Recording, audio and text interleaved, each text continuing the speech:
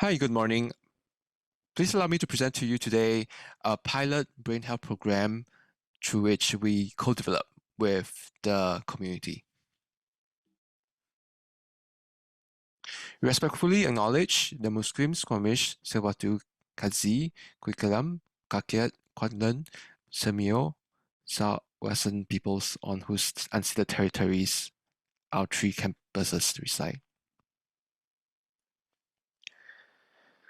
The purpose of our study is to engage community-dwelling older adults, healthy community-dwelling adults, to assess an intervention framework and co-develop programs that address existing gaps in Burnaby and Vancouver with the goal of improving brain health.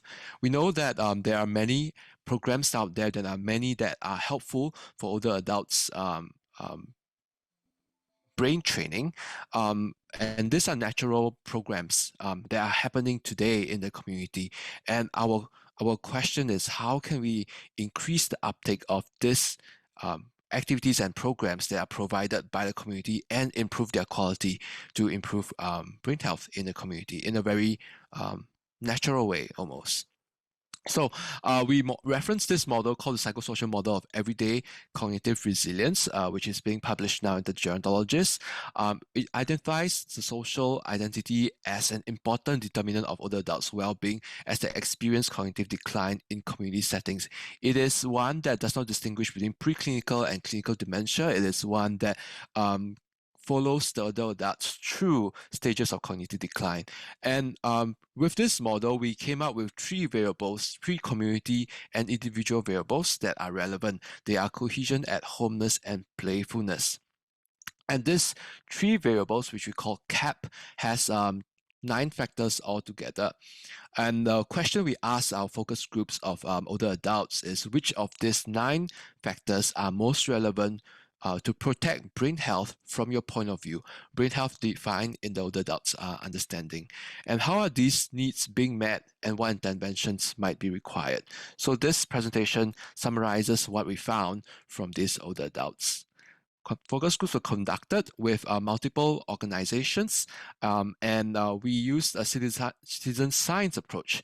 And by that, we mean one in which we prioritize the citizens, our focus group participants, as sources of knowledge, as co-researchers, as advancers of knowledge.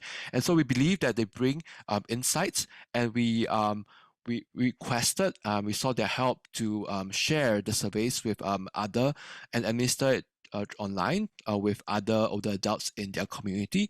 This participatory focus research, it's a partnership in the sense that the older adults are actively shaping the questions that are being asked in these surveys, and the researchers are coming alongside to provide analysis, which most older adults will not be able to do. And in this case, we're talking about path analysis, and we together engage in interpreting and drawing out implications from this discussions. So the analysis, the quantitative analysis, statistical analysis, path analysis were discussed in our second focus groups. We conducted 2 one-hour focus group sessions. The first one primarily helped to define the specific areas of discussion and the specific variables that are of interest for online surveys. So that's our 2 focus groups with 6 groups of older adults. In our first focus group session, we voted and discussed the most relevant CAP factors or variables. And in the second session, we discussed existing programs and brainstorm new solutions and how they may cater to older adults with different characteristics.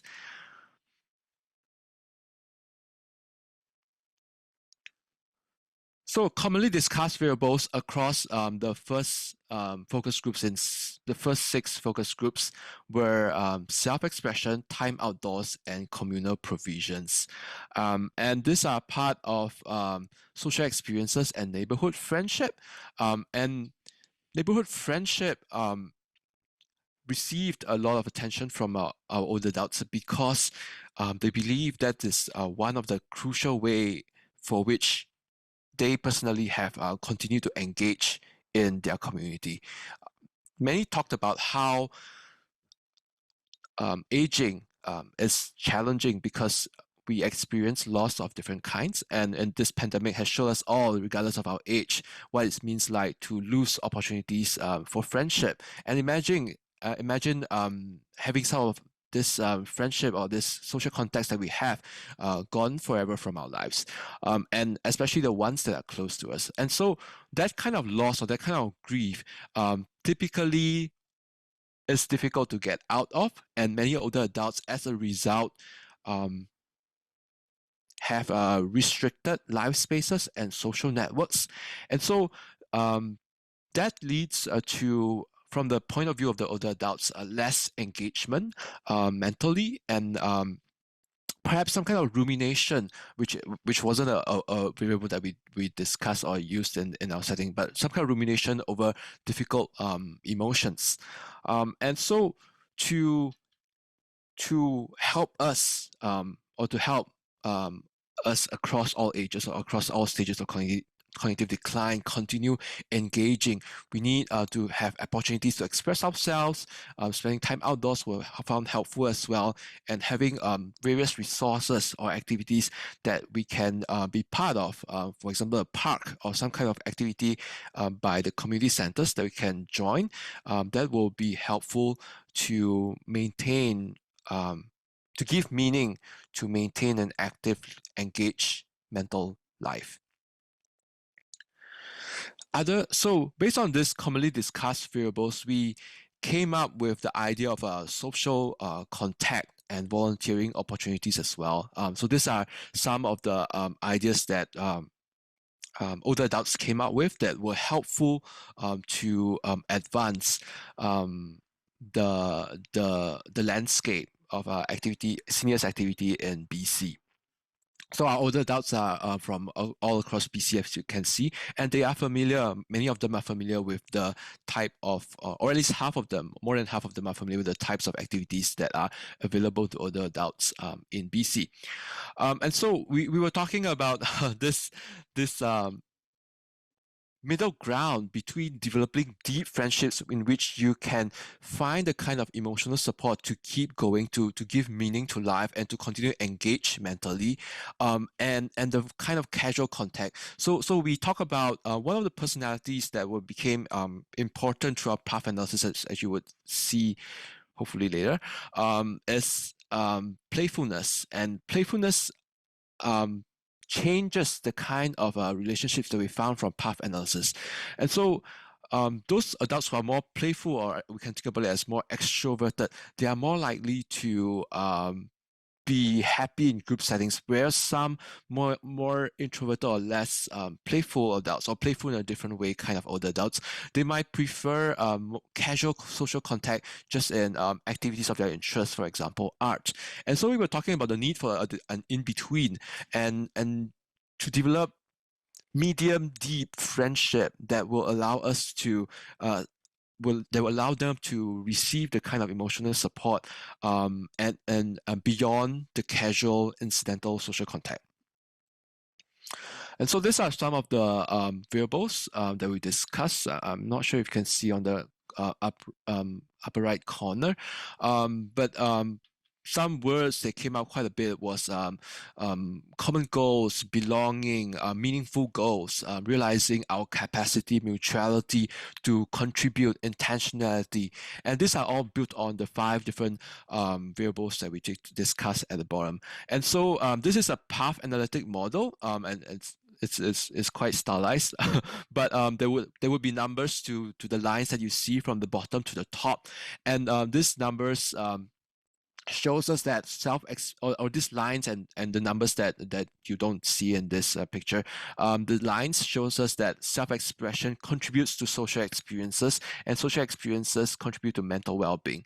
Time outdoors contribute to both social experiences and neighborhood friendship, and this contributes to mental well-being. Community provisions the same, to both social experiences and neighborhood friendship, which then contributes to mental well-being. So in our community settings, social experiences and neighborhood friendships are important. And so we discussed what kind of active components do we require in this program that we are going to pilot, and it is one of listening and engaging one another in that mutuality or empathy. And our older adults talk about the generosity of spirit to hold one another in conversations. So these are further examples of the things that we discussed in different groups. Again, activity meaning came up. So more older adults are from diverse backgrounds are aging in place in home and community settings. And one of the question that came up is also the need of bilingualism, which bilingual programs, which I didn't manage to talk about at the start. And when one of our Mandarin speaking focus groups, which is one of 6 focus groups that we conducted, this older adult very poignantly said in Mandarin, people don't live in a vacuum. And she was talking about the fact that we experience losses in life, which was probably the 3rd or 4th time we've heard that come up in different focus groups already. And and and that means that the programs that we develop need to recognize that these are persons in community. They are embedded in a network of people, and when they do come on board to different programs, they come on board either because they lose some people in their network and they are seeking out more networks, or they're seeking a meaningful activity through which they might possibly face some meet some friends that might keep them going and develop medium friendship. So medium friendship is one of their words in an English speaking focus group. So we need to co-develop initiatives with older adults to and recognize also that they come from different communities with different kinds of activities that are already provided to complement these activities and to study them, their effectiveness in the in their natural settings, while advancing the neurological impact of these activities that are already out there in the community. And in so doing, we reduce service gaps and we recognize that people don't live in a vacuum. So our next step would be to develop a 4-week speed friending program. This will likely take the form of a book club from which more people can come and explore some of these difficult topics. We imagine that will be the best way forward. But of course, we are also finding a way to embed or to complement this program with other programs or activities that are happening in the community, such as art or music or dance or horticulture or nature immersion. This 4-week program is currently being discussed with a seniors council, or we call the Brain Health in Community Big Steering Committee, because yes, they do steer what we do.